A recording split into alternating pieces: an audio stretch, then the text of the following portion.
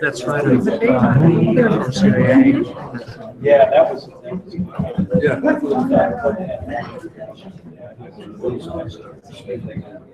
Yeah, I'm really good with the calendar.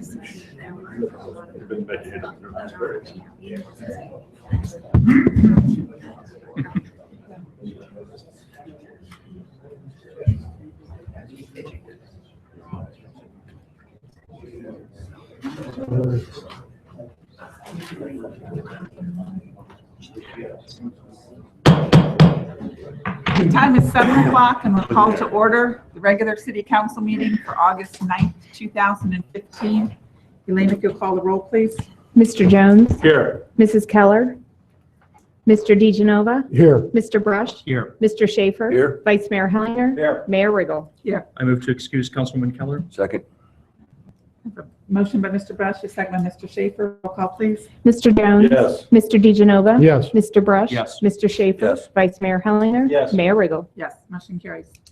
And tonight our invocation will be given by Chaplain Jeff Slider from our police department. If you'll come forward to this microphone, and if everyone will please stand, and we will follow by the Pledge of Allegiance.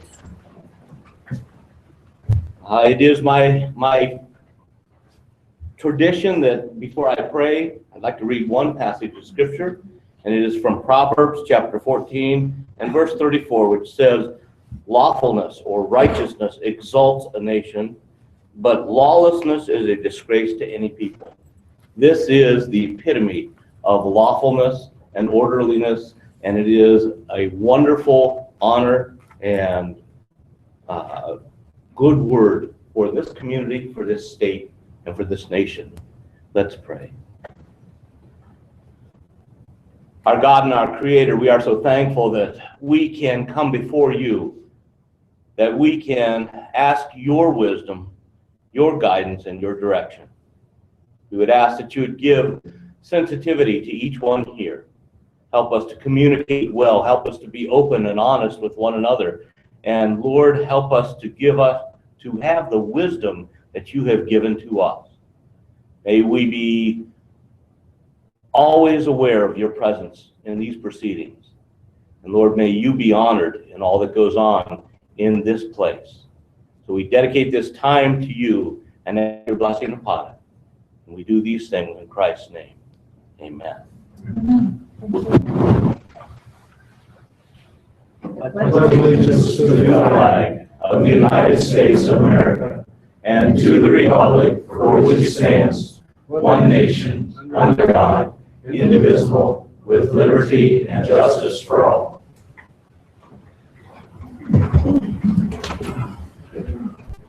Thank you so much, Jeff. And item 4 is the approval of motion summary of the regular meeting of council held October 26th as recorded and transcribed. What is the wish of council? I move for approval. Second. I have a motion by Mr. Brush, a second by Mr. DeGenova. Roll call, please. Mr. Jones? Yes. Mr. DeGenova? Yes. Mr. Brush? Yes. Mr. Schaefer? Abstain. Vice Mayor Hellinger? Yes. Mayor Riggle? Yes, motion carries. And item 5 is the consent agenda. Elaine, if you'll please read this into the record. Item A, established November 23rd, 2015 at 7:45 PM as the date and time for public hearing and second reading of ordinance number 15-112, an ordinance adding a new chapter 192 to the codified ordinances of the City of Delaware regarding municipal income tax. Item B, established November 23rd, 2015 at 7:45 PM as the date and time for the first reading and first public hearing of ordinance number 15-113, an ordinance making appropriations for the year 2016 and declaring an emergency. Item C, established December 14th, 2015 at 7:30 PM as the date and time for a second reading and second public hearing of ordinance number 15-113, an ordinance making appropriations for the year 2016 and declaring an emergency. Item D, acceptance of the motion summary for the Historic Preservation Commission meeting held September 30th, 2015.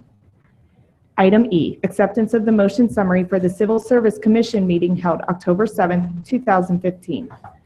Item F, acceptance of the motion summary for the Planning Commission meeting held October 7th, 2015. Item G, resolution number 15-52, a resolution accepting the public improvements for the community at Glen Ross, Section 5. Item H, resolution number 15-53, a resolution appointing members to the Civil Service Commission and specifying the terms of the appointments. I move to accept the consent agenda. Second. I have a motion by Mr. Brush, second by Mr. Schaefer. Roll call, please. Mr. Jones? Yes. Mr. Brush? Mr. Schaefer? Yes. Vice Mayor Hellinger? Yes. Mayor Riggle? Yes, motion carries. Item 6 is time set aside for letters, petitions, or public comments, and anything that is not on tonight's agenda. Is there anyone in the audience that would like to come forward at this time? Seeing none, we'll move on to item 7, which is committee reports. Mr. Jones? I have none tonight, Mayor. Okay. Mr. DeGenova? We, wasn't I guess it was an official meeting today. We met and the canon is done for the Vets Memorial. And there'll be an article in the paper that both the news people were there today, and it looks very, very good. And we're having a meeting tomorrow on formalities of what we're going to do for Vets Memorial. And I apologize to the citizens. We thought we were going to have it this year at Veterans Day, which is on Wednesday, but it's not even started. So our target date now is Memorial Day 2016 is when we're going to have it. VZA was canceled until December. We have one issue there, and the property owners haven't been living up to their expectations, so we'll probably make a decision on that in December. So, Mr. Brush? Committee report? Yes, well, I guess the only real report I have is that there are soon to be a couple of vacancies on various committees with my leaving office, and the one in particular I wanted to mention for council's consideration is the Mid-Ohio Regional Planning Commission vacancy. I have represented the city along with the city manager on the Morpsey board for the past 7.5 years or so. And it has kind of made sense for me because my day job is in downtown Columbus, and that's where the meetings are. It's a monthly meeting, typically on the second Thursday of the month. But I think it's very important, if possible, that some council member is able to get to those meetings. You don't necessarily need to go to every single one, but I think it's good to get some face time there and not only represent the city and advocate for our interests, but also to interface with other municipal elected leaders in the Central Ohio region. So I'm not sure if anyone would be interested in picking up that mantle. If you have any questions, I'd be happy to talk with anyone who's interested in picking up where I left off there. But I think it's definitely a good organization. I think we've had a lot of benefit from our membership. Thank you. Thank Thank you you. for your service there. We did get an email today about that. Excellent. What was that last thing you just said? Tom and I got an email today about that. Who his Yeah. replacement might be. There is actually a meeting this Thursday, which I will try to make it to, because I am technically in office until my successor is sworn in 1 week from today. So Right. Okay. if anything happens at that meeting that's earth-shattering, I'll send everyone an email. Okay. Thank you. Mr. Schaefer? Thank you. Parking and Safety will meet at 7:30 next Monday after the organizational meeting for City Council. Okay. Mr. Hellinger? Nothing to report. Okay. Okay, item 8 is presentation. Will you meet me out front? Sure.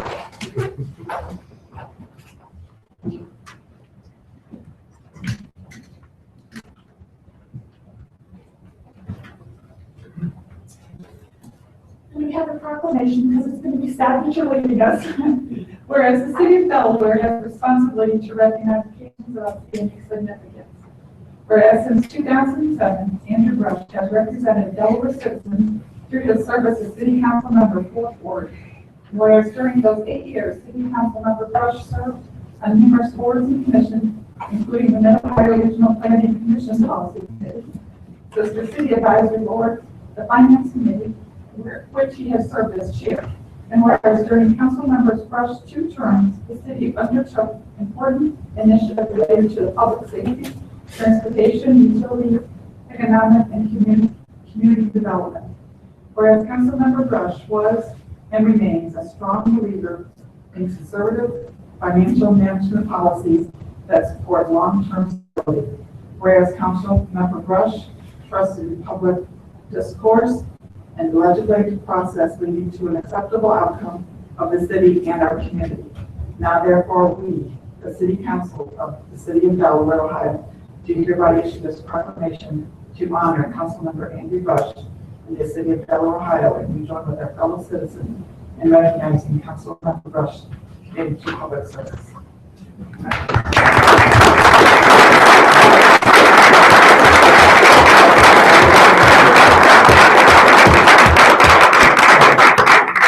Thank you. I'll try to keep my remarks brief. It has been one of the singular privileges and joys of my life to be able to serve on the city council of my hometown. And when I took office 8 years ago, one of my goals was to leave the city a little bit better than I found it. And I'm pleased to report that I think I've achieved that goal. And it makes me feel very good that I'm leaving office when the city has achieved what I really consider to be a high watermark. I think we have achieved a high watermark in several ways. Financially, our population is higher than it ever has been before, which I think is a testament to what we've built here as a community, what council has done, what staff has done, what our residents have done to make Delaware an attractive and desirable community. It's a high watermark in terms of the quality of our city services and the quality of our staff. It's a high watermark in terms of council relations. We've certainly had our bumps in the road, but I think that we have an outstanding council. I think we have very good partnership together, and our hearts are all in the right place. And we all want what's best for the city, and I think that we all work together to try to make that happen.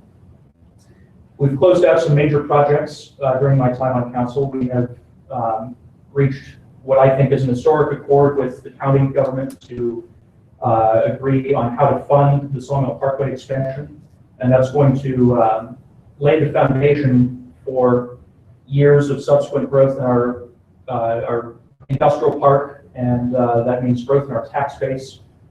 That's what's going to keep Delaware vibrant in the long term. We've passed 7 consecutive balanced budgets, and while I've not seen the city manager's proposal for 2016, that'll fall to my successor, Kyle Rohrer.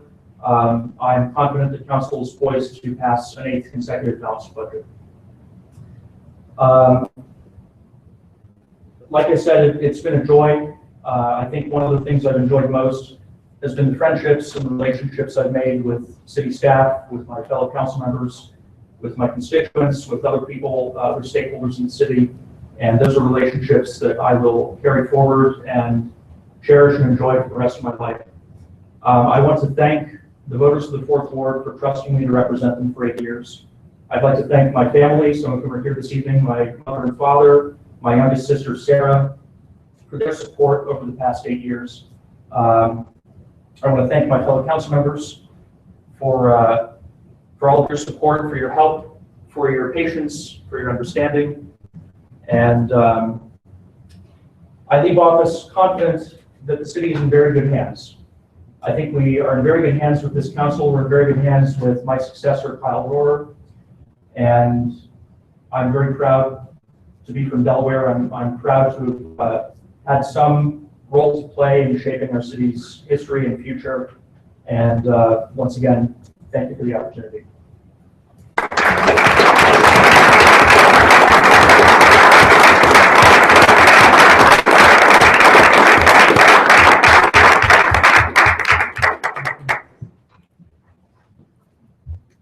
You will be very missed, and I don't know who's going to make all these motions now. That's all I want to know.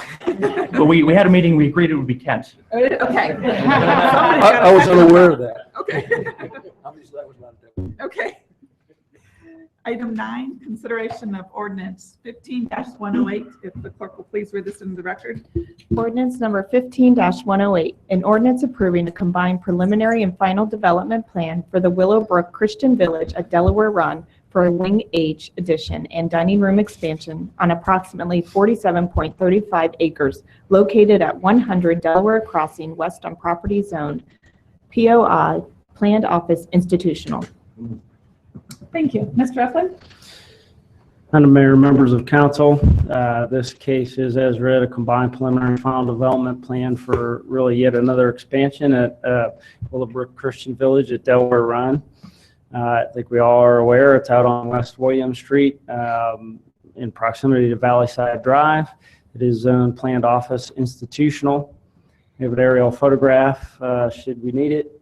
And I'll just try to get the mouse here to show you wing H would be in this area. Really closing the gap between those two existing wings.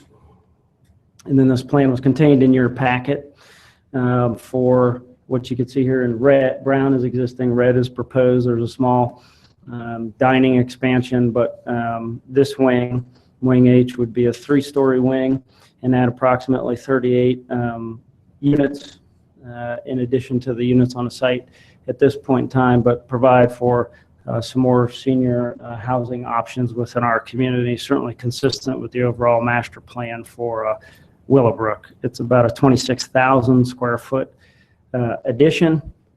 This was contained in your packet as well, just showing you a little bit closer version of this. And now a rendering. This portion of the building is there today, and it's really showing you how that the gap, if you will, between the two wings would be filled with wing H. Your Planning Commission did recommend unanimous approval at their November 4th meeting, as do we as staff. I would note that the temporary construction access off West William Street would be finally permanently closed with this addition, where they do have 2 ways in and out, obviously at this point, to this complex. And the sidewalk that ends just shy of the western property line would be extended to the western property line, and in addition to that, an amenity of a gazebo put in at the request of the applicant as well. So happy to answer any questions you might have. Any questions for Mr. Eflin? The applicant's here tonight. Would you like to add anything? Oh, happy to talk, sure.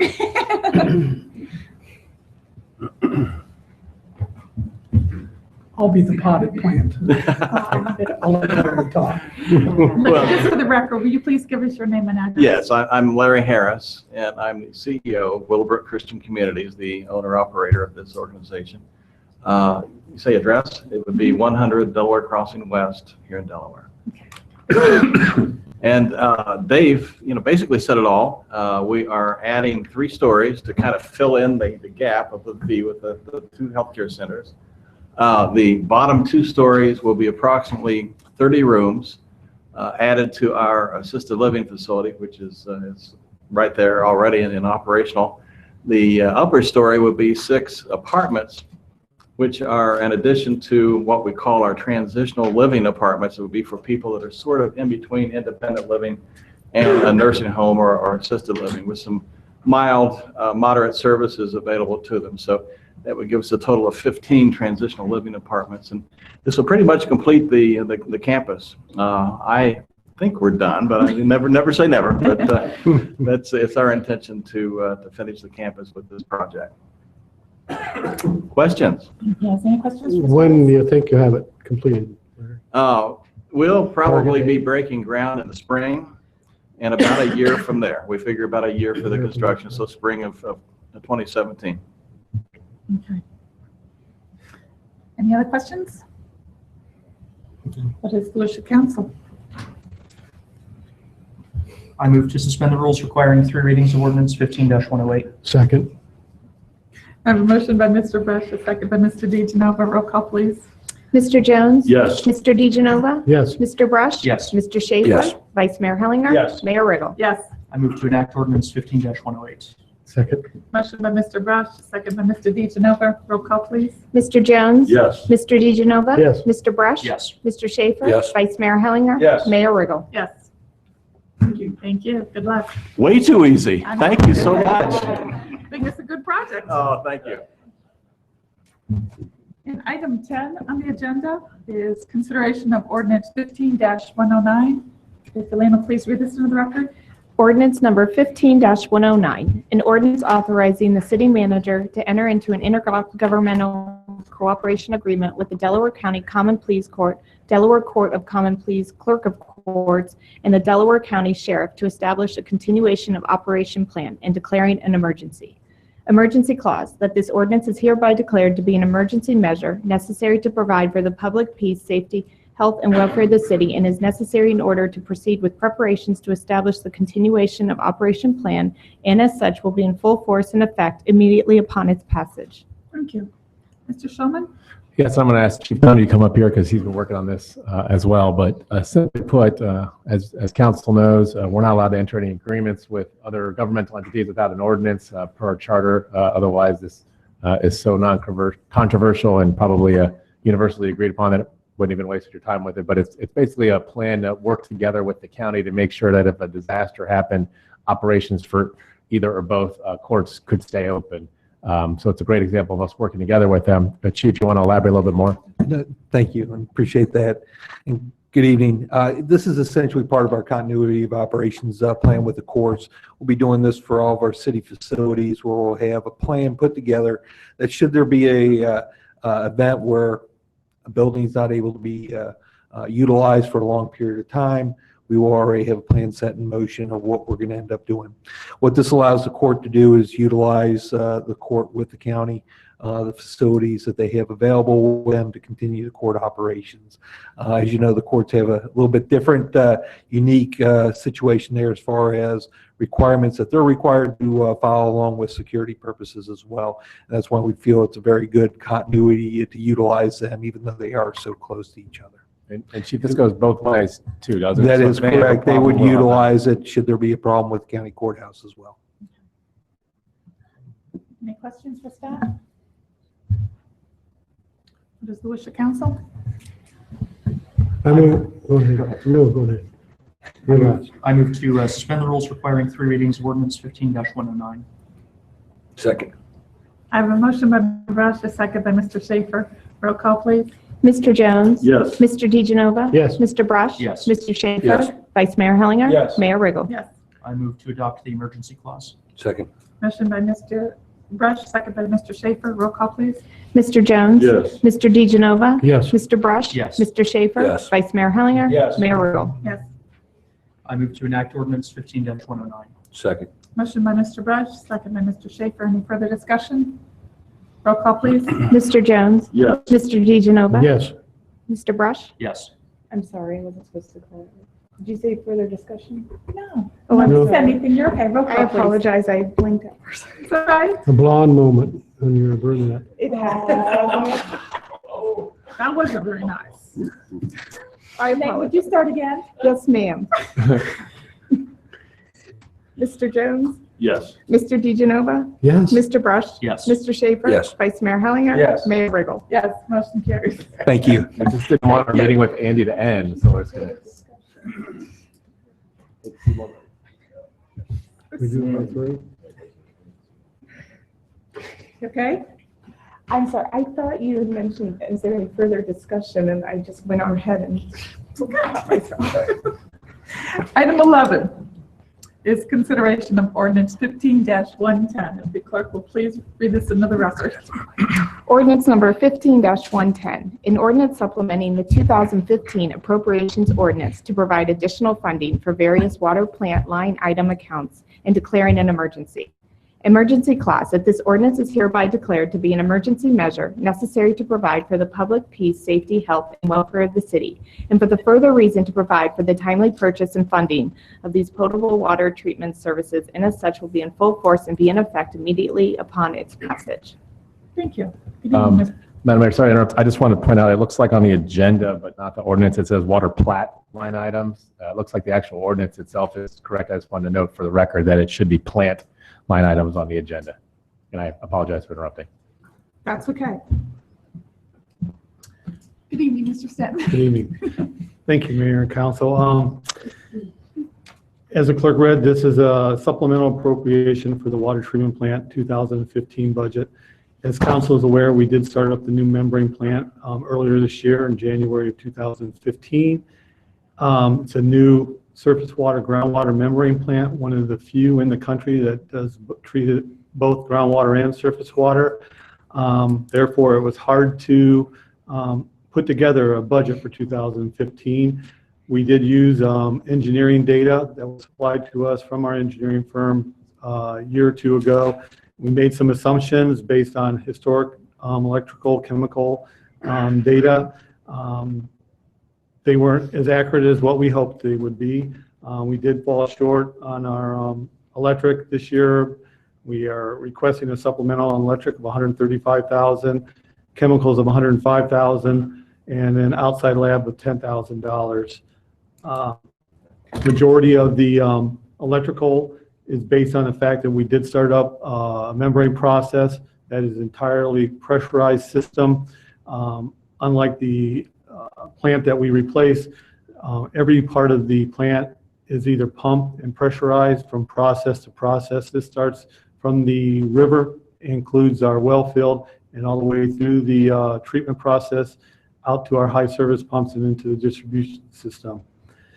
We did stress the plant in 2015 in terms of we run a lot of the equipment at full capacity to stress it and test it to make sure it operated correctly before we accepted it from the contractor. That increased our electrical demand. We also did have raw water. Our raw water supply was not at the quality that we typically would see. A lot of it was from the extremely wet weather we had in 2015, which contributed to high turbidities in the Olentangy River. We did have to use additional chemicals and electric to treat the raw water. And that also, because of the level of treatment that the membranes does provide now for our potable water, those pollutants are captured, and therefore we have to backwash the membranes more frequently than was typically assumed during the design process. We are meeting all of our EPA requirements. We have no violations as we had before with the older plant. We're meeting all of our TOC requirements, removing nitrates and atrazine below EPA requirements, and we're also treating our hardness level below our 150 milligram per liter level that we set forth when we presented this plant to the to City Council. We do hope with a additional year of plant data in 2016, we will be able to come back and provide more accurate data on how the plant is operating and what type of budgets we'll need to see in both 16. We're using this year's data, and we're still making what we hope to be a more accurate budget request for 2016, but with the additional year of data we have in 17, we'll be able to provide, the additional data that we'll have in 16, we'll be able to provide an even better budget in 17 and be able to make long-range forecasts on how we need to operate the plant and what type of financial commitment the city will need to make in regards to the level of service of potable water we want to provide to the city. Chemicals, we use additional chemicals. Basically, just we have a variety of chemicals we use, all the way from orthophosphate that we use to prevent corrosive in our water pipes. We've had to use additional orthophosphate as our city continues to grow. We add more miles of water pipe. We also have to clean these membranes more often, and that takes citric acid, caustic soda, and an anti-scalant to keep the membranes clean, so that we can provide the type of water that the membranes were designed for. The outside lab, we're requesting an additional $10,000. We have a new discharge permit, a new Ohio EPA MPDS permit associated with the water plant. That requires us to test our concentrated discharge from the membranes for strontium, total dissolved solids. That was additional testing that we need to have for EPA requirements.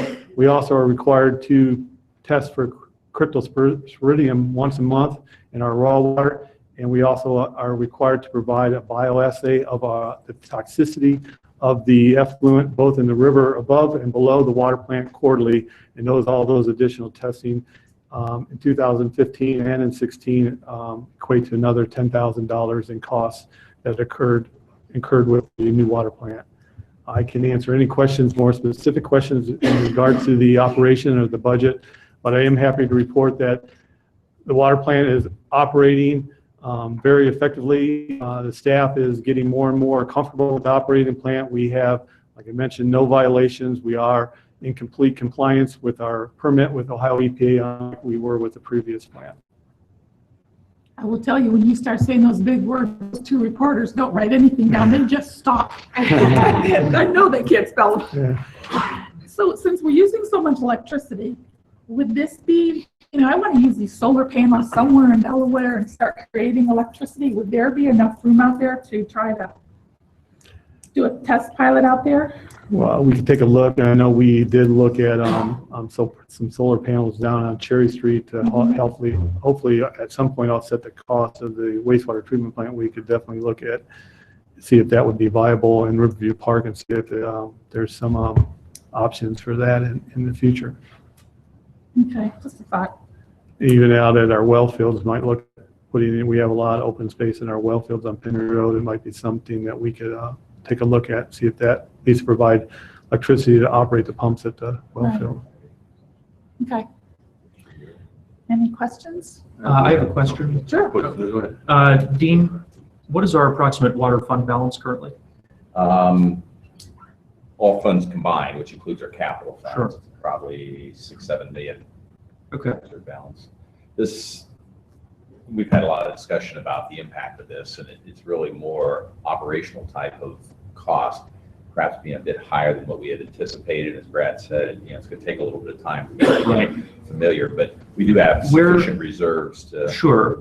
Where, to the extent that you know today, Brad, where do you think the costs are with the new plant, the operational costs with the new plant relative to the previous plant? It looks like we're going to be about $200,000 to $250,000 above, and that's something that we hope that we can hold steady over the year. I mean, that's at least that's what's requested in the 2016 budget. Hopefully, we can make some efficiency improvements in terms of as we gain more experience with the operation of the plant, where we could decrease that or at least not increase that in future years. Okay. Well, easy for me to say at my last meeting, but the rest of you might need to consider a utility rate adjustment. Very easy for you to say. If the ongoing operational costs are going to be increasing. That was my question, because it says in the fiscal impacts that these additional costs would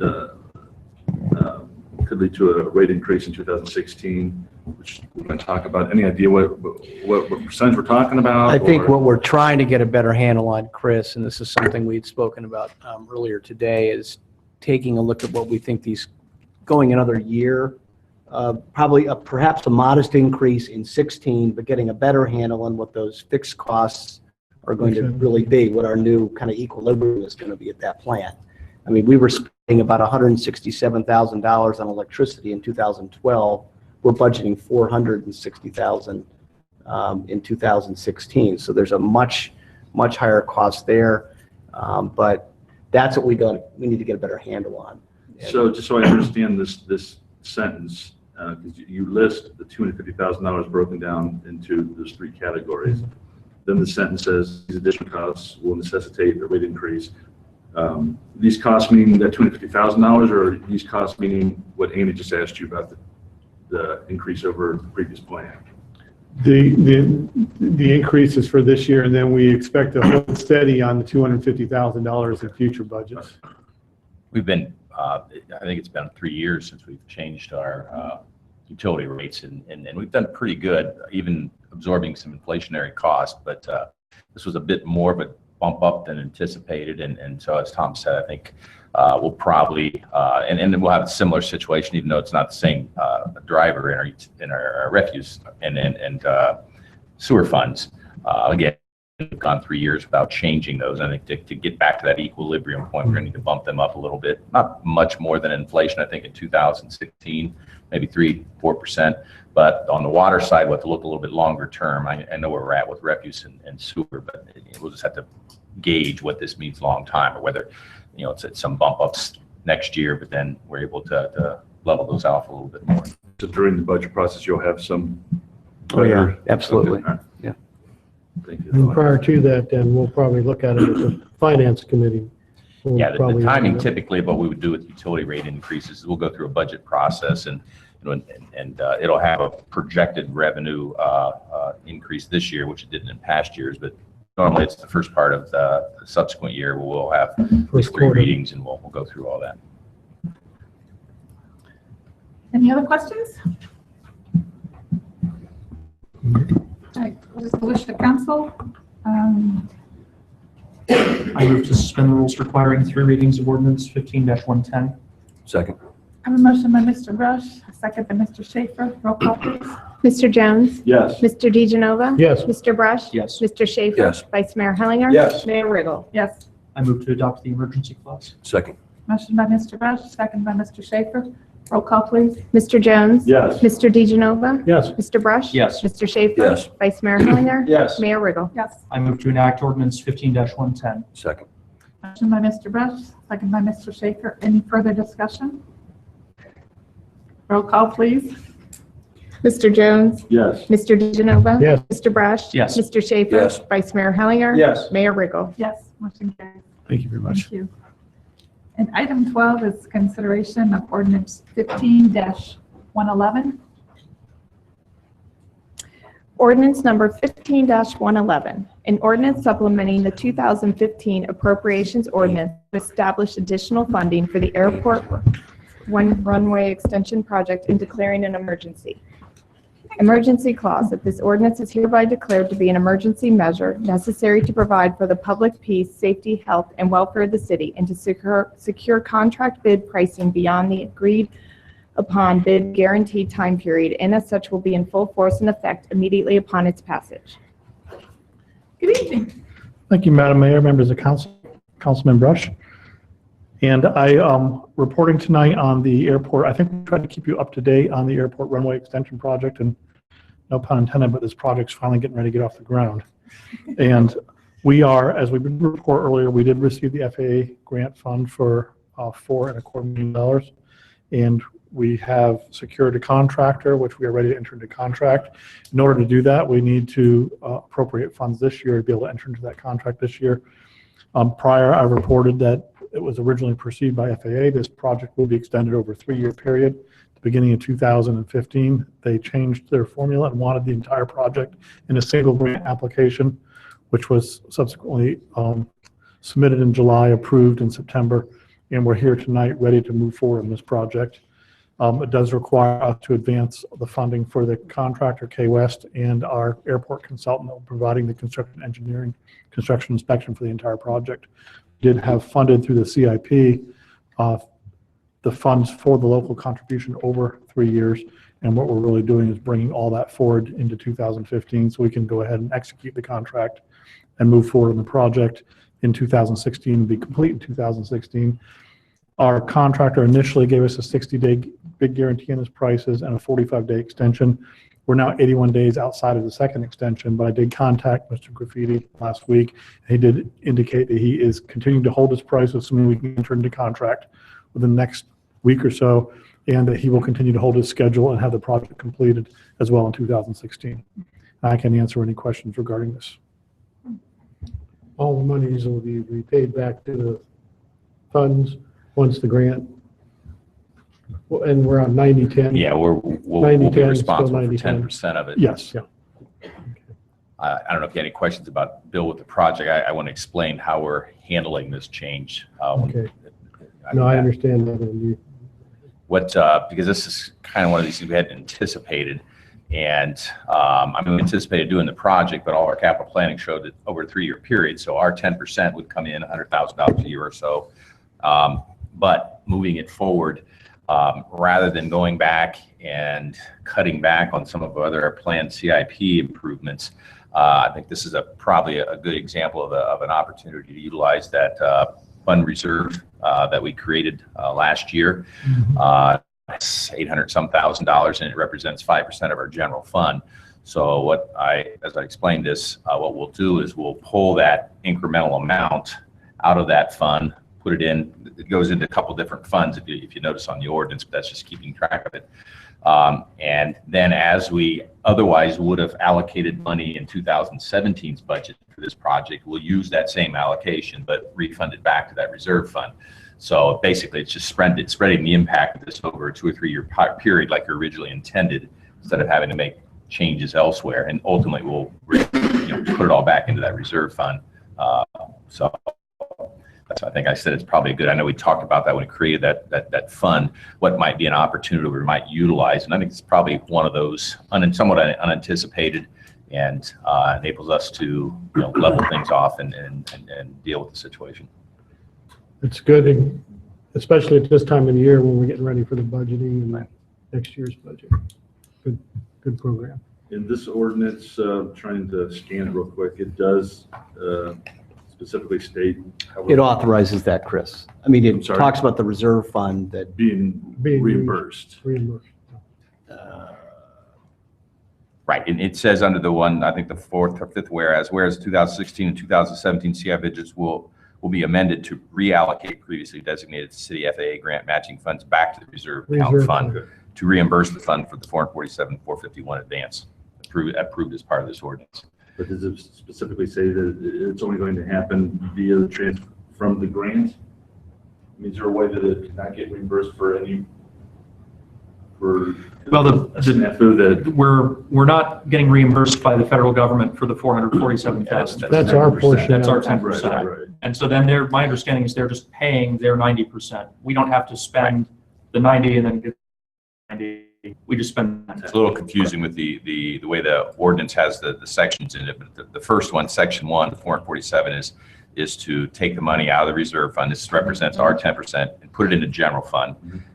And then from the general fund, we're going to transfer an additional amount to the CIP, because that's where we track this. And then from the CIP, it goes into the FAA airport grant fund. So you see the same number 3 times. Right. The 3.5 million is actually the project to get it totally funded, of which the FAA is paying 90% of that. So we'll ultimately end up paying 447 or whatever, it's 500 some thousand dollars in total, representing our 10% share. We had roughly 87,000, I think. This year, we're going to take the additional 447 and eventually, through our funds, get that back into that reserve fund, so it's made whole again in 3 years. Yes, I guess that's what I'm getting at, through our funds. I mean, what's your thought process? I mean, is it just a one-time transfer from the general fund? Well, it'll occur as we appropriate each year, but in our capital plan, we had allocated in 2017 and 2018 this amount. So it won't actually technically occur until we appropriate the 2017 budget, 2018 budget, but we won't amend well, we can, but from cash flow, it'll look differently, but the net effect to our capital plan is still going to be the same. We just moved those up 2 years, and we use this reserve fund to cover that cash flow, and then when we pay it back, we'll make the reserve fund whole. Any other questions? I move to suspend the rules requiring 3 readings of ordinance 15-111. Second. Motion by Mr. Brush, second by Mr. Schaefer. Roll call, please. Mr. Jones? Yes. Mr. DeGenova? Yes. Mr. Brush? Yes. Mr. Schaefer? Yes. Vice Mayor Hellinger? Yes. Mayor Riggle? Yes. I move to adopt the emergency clause. Second. Motion by Mr. Brush, second by Mr. Schaefer. Roll call, please. Mr. Jones? Yes. Mr. DeGenova? Yes. Mr. Brush? Yes. Mr. Schaefer? Yes. Vice Mayor Hellinger? Yes. Mayor Riggle? Yes. I move to enact ordinance 15-111. Second. Motion by Mr. Brush, second by Mr. Schaefer. Any further discussion? Roll call, please. Mr. Jones? Yes. Mr. DeGenova? Yes. Mr. Brush? Yes. Mr. Schaefer? Yes. Vice Mayor Hellinger? Yes. Mayor Riggle? Yes. Thank you. Thank you. And item 13 is consideration of ordinance 15-112. Delano, please read this in the record. Ordinance number 15-112, an ordinance adding a new chapter 192 to the codified ordinances of the City of Delaware regarding municipal income tax. Thank you. Mr. Stelzer. Thank you. This is the first reading of at least 3 that will go through to implement changes to our municipal income tax mandated by passage of House Bill 5, the state level. That whole process took many, many years, and I think when it got down to being adopted, I think people, it was a lot more complicated than they thought, and unfortunately, that means it's a little bit more complicated on our end to actually amend it's not so much, we can't just take these 10 things and somehow incorporate them into our existing ordinance. So we're working through some of those issues. One of the challenges was how to present the fact that we're now going to have an income tax ordinance that's substantially different than our existing ordinance, but it only applies to tax returns for tax years starting January 1st, 2016 moving forward. We still have to have our old ordinance for people because there'll be people filing their 2012 tax return. You know, they're 2 or 3 years behind. So we still have to have our old ordinance in place. What the state did with the revised code is they took that section of the revised code and pretty much they have 2 sections for everything. This section is before January 1st, 2016. This is the section afterwards.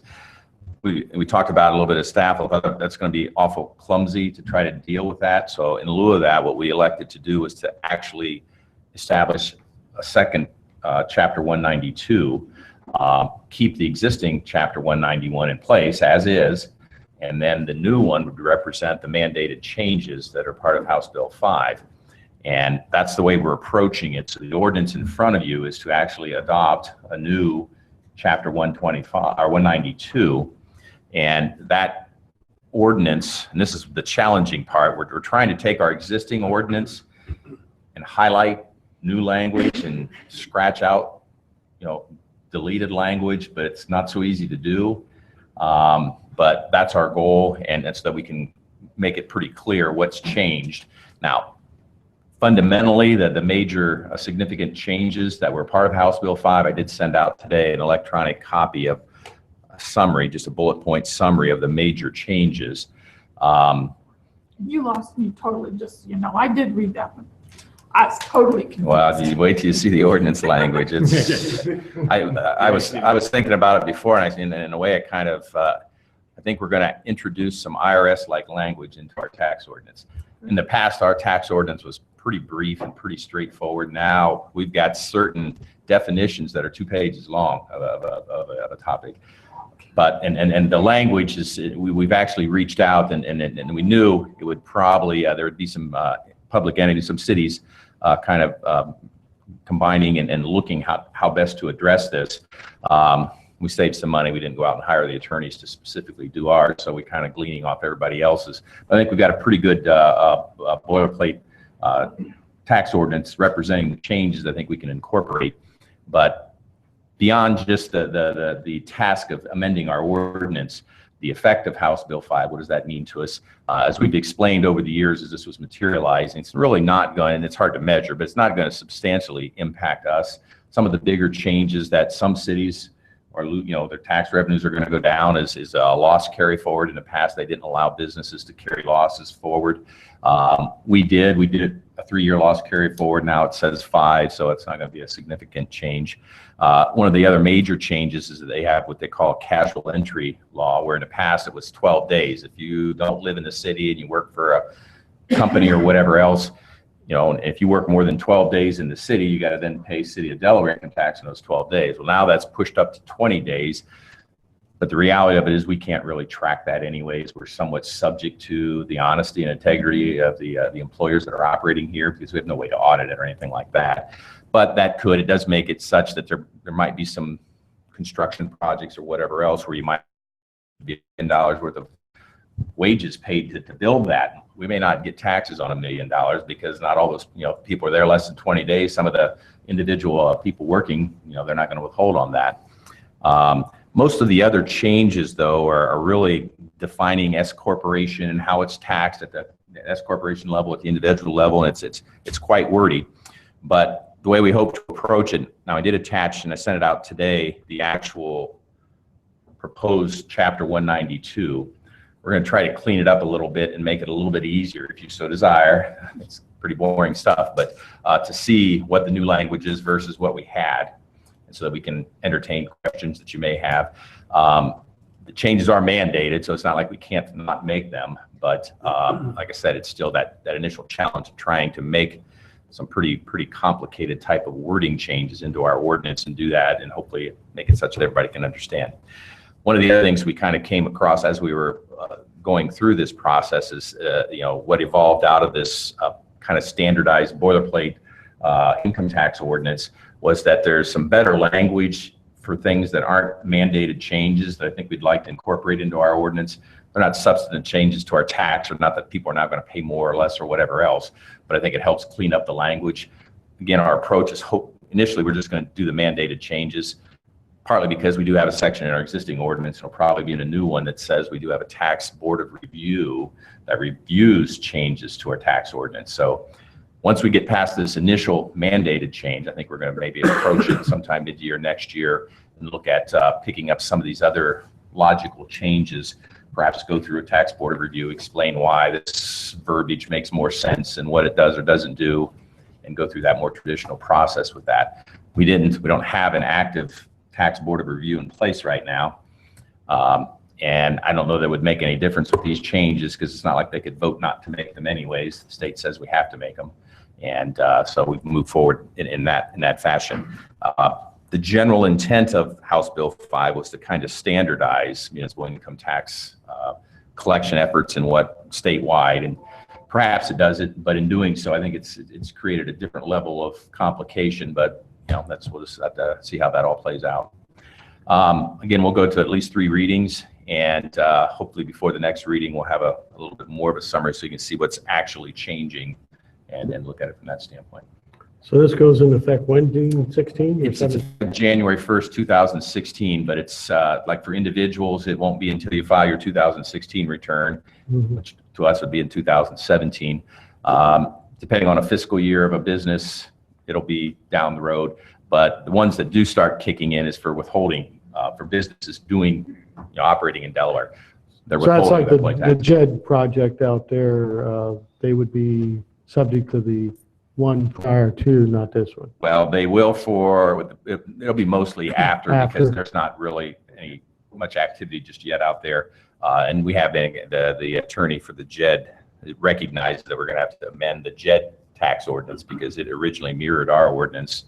Now it's going to have to also have these changes effective January 1st, 2016. Okay.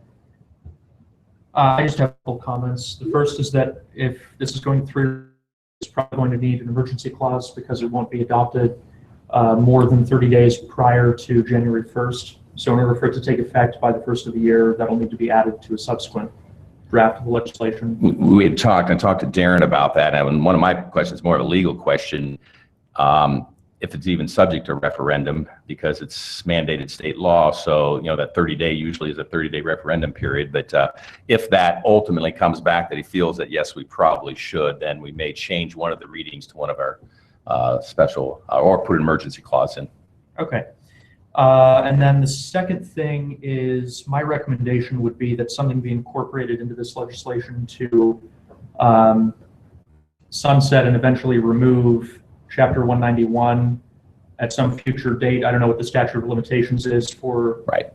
We've talked about that. I would say just if you can build that into this legislation, then it's just something that a subsequent council won't have to deal with. It'll be 7 years down the That road. could be 6 years as statute of limitations if they don't file a return. So we can have a calculated date that it will sunset, and then we'll remove Chapter 191. That's all I got. Thank you. Any other questions for Dave?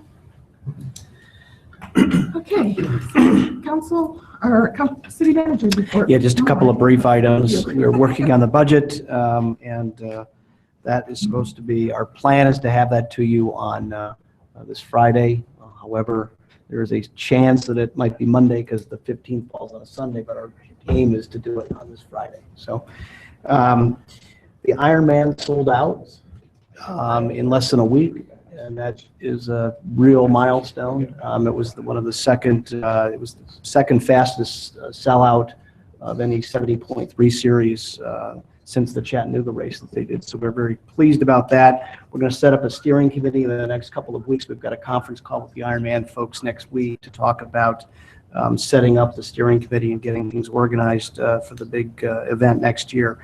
And the wayfinding signage, I want to acknowledge Dave and Andy especially, because this is something he championed when he got on council. And not a moment too soon, the signs are up before he leaves city council. So please take note; those look nice, and that's kind of part one of the project. There's more to come, but I think they look really nice. And then finally, I wanted to thank city council and others who were involved, staff. for the Secaucus delegation visit. I thought it went very, very well. They were very appreciative of the hospitality they found here in Delaware, and I think we've made 5 new friends who will welcome us in Secaucus.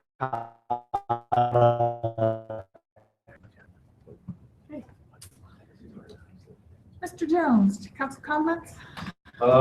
Yeah, just one. There'll be one of many, but I just want to personally thank Mr. Brush for his service to our city. I think you've been a true asset during your service.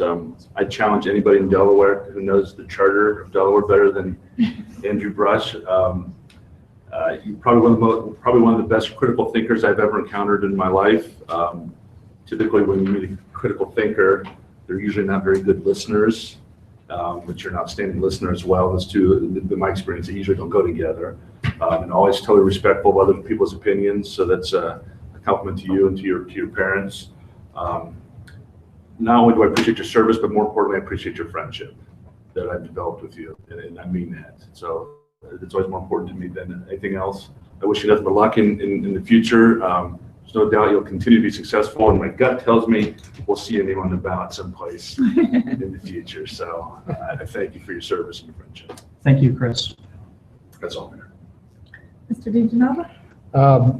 I got a couple comments and I'll comment on Andrew. Ordinance 15-113, we did it into the agenda, but we haven't read the ordinance. We have to read those for the budget. It says establish a ordinance number 1513, B and C. Well, that was part of the consent. Part of the consent agenda, Yeah. but we don't have to read them tonight. Correct. That's just setting the public hearings. Okay. It says for a second reading, and then they would be first readings. It's They did a first reading. setting it for 14th and the second reading. And I'm just wondering if, No, I think We your okay? action was sufficient. is that okay? I just wanted to clarify that. Veterans Day, Wednesday, out at I call it the senior home yet at Source One. First Point, Source Point. Breakfast is at 8 and 9. I'm going to the 9 o'clock, and then they're having a program at 10. And they're going to be honoring a young man of World War II, Jim Krebs. And he and I have 3 things in common. Number 1, we go to the same church. Number 2, he has a twin, his twin brother, who was killed in World War II with him on Normandy. And number 3, he's an ex-Catholic, as I was. So I've known Jim for many years, but he's going to be honored with him there on Wednesday. And at 11:30, I'm going to Willis for their program on Veterans Day. And it comes to my buddy here, Andrew. I exchanged a card with him and had some words in there. But 40 years ago, I worked, my whole career has been with millionaire owners of businesses. And at 22, I was approached by one of them and says, Joseph, you have to grow whiskers in order to establish yourself in this business. And this young man here has grown whiskers, as you can see. And he had grown them a couple times, but he grew them in a mannerism, not a facetious mannerism, but similar to what I had to go through. And I learned a lot in management and administration and finances. And when he first came on, I thought, man, this guy, he's, what, 18? 19, yeah, because you're now probably 2,900 or whatever. Something like that, 2,900, give or take. Give or take a year. But he has established himself. He has established himself as a leader, as I stated in my thing. And I wish him all the best of luck. We've shared a lot of many moments together. I gave up my chair as finance to Andrew a 3 years ago, and he's done an admirable job, as not to repeat what Councilman Jones said, but he's been really a remarkable individual, and wish you the best luck. Thank you very much. All right, Mr. Schaefer, follow that one. Well, before I do, I just want to make sure, Tom, on the calendar, you've got parking and safety at 6, but I believe we moved it to 7:30, is that right?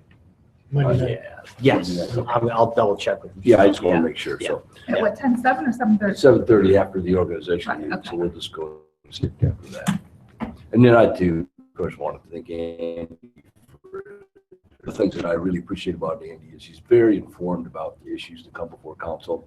He's very articulate and able to state his position in a way where he makes it clear to all of us. And sometimes he states the things that we're all a little bit reluctant to say, and it gets things moving. So, and as Chris mentioned, I've become good friends with Andy. Really enjoy his company away from work as well. But thanks, Andy, for your service and for your friendship. And best wishes to you. Thank you, Ken. Thank you. Mr. Hellier? Don't know what else to say, Andy, but definitely thank you for your service. And, definitely going to be missed on this council. Thank you. Good luck. Just for the record, what's the word for somebody who studies flags again? A vexillologist. Better write that one down. Only Andy would know that. You're the only person I know who can work out in the city council. I may have made it up. You never know. You're right. I was gonna say, did it start with an F or a V? I did want to mention to you all that Eric Koss is here this evening. If you'll stand up, please. We did, in the resolution tonight, he is going to be our new civil service representative. He's going to be filling April Nelson's spot. So thank you very much. I just wanted you all to put a face with a name. So thank you very much. And I just wanted to comment that the Veterans Day Parade yesterday went off. I won't say without a hitch because it was a pure chaos at that end, but nobody else knew it. And I think it was beautiful. We had a beautiful day. And I just want to thank Delaware for allowing us to put that parade on yesterday and honor those women veterans as well as all of our men veterans. It was really touching, I thought. And Andy, we've had some bumps and bruises over the years, but we've come out friends, and I'm very proud of that. So I want to thank you very much for all of your service and everything you've done for not only in council, but for our community. So thank you. Thank you. I invite you all to stay. We have cake. We want to celebrate with Andy afterwards. Just You may. real quickly, just on behalf of the city staff and myself, I want to say that we've really enjoyed working with you. You've been a very important part of this legislative body, and I've enjoyed our working relationship and your vision and your intellect and your ability to, as Councilman Jones says, to be the critical thinker, and we'll miss that. And good luck in your future endeavors. Thank you. And with that, I look for a motion to adjourn. Well, before I do that, I just want to thank everyone again. And it goes without saying that I'll still be around. And if there's ever any way I can be of service to the city or to this council, I hope you'll let me know. Absolutely. Thank you. And with that, I move to adjourn. Okay. And we are adjourned at 8:02. It's fitting that you got to adjourn last.